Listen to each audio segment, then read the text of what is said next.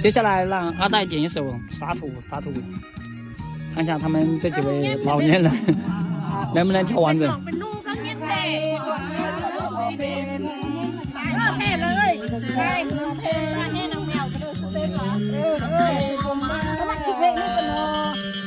来啦，兄弟们，躺好啦，躺好了，躺好了。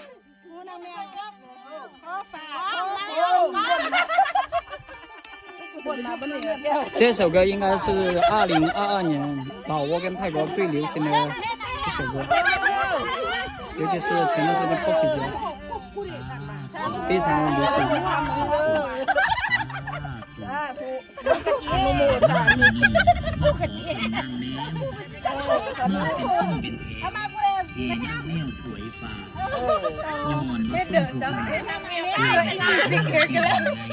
把帽子都戴起来。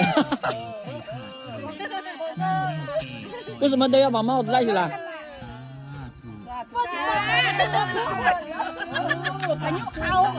沙土。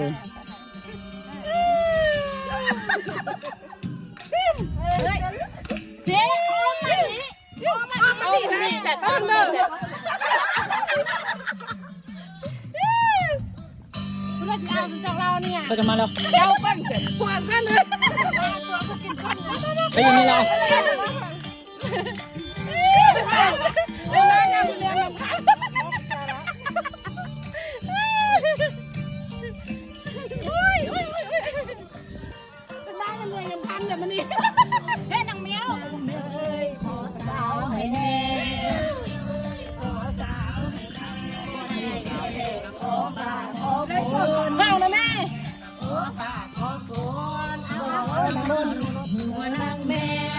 ชื่อห้องนะแม่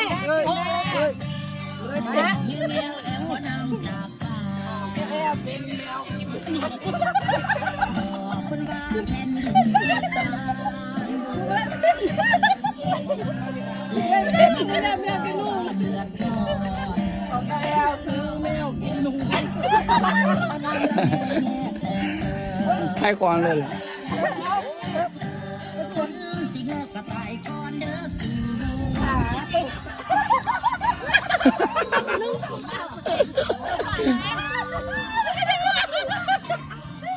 丢出去，抱歉。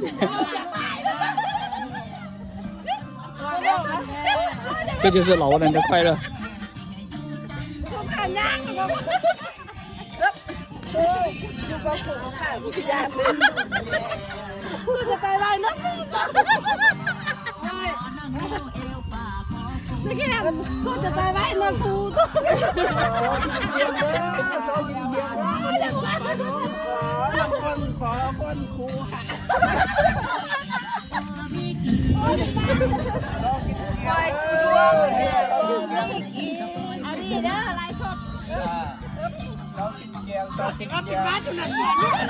กินปลา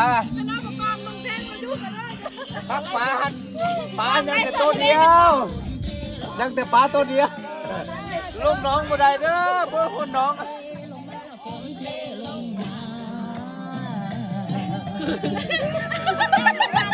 ะไรเดียวกันเด้อไม่ได้มีงานไม่ได้กระเบื้องร้านเด้อต้องกินเพียงแค่นี้ตอนทำติดต่อบ่ได้เด้อได้ผ่อนให้เด้อติดผ่อนบ้านเด้อบ้านอะไรนะอาสาอาชีพไอ้พวกอาสาสมัยโอ้กระเด็นทิ้งอย่างนี้เลยเอาไปคนมาเขาหน้าตายแห้งเอากระเด็นไม่ถูกอะไรแทนคนดุแล้วโอ้ยขอฝากขอคนเลยเด้อ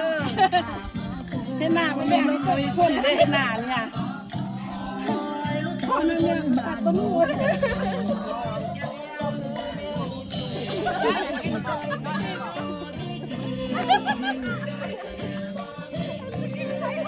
ไงอ่ะ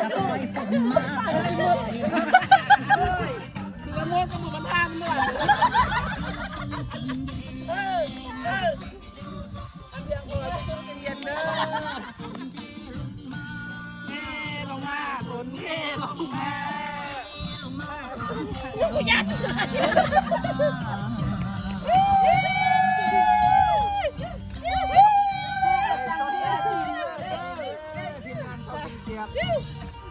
เอาปกครองเกียร์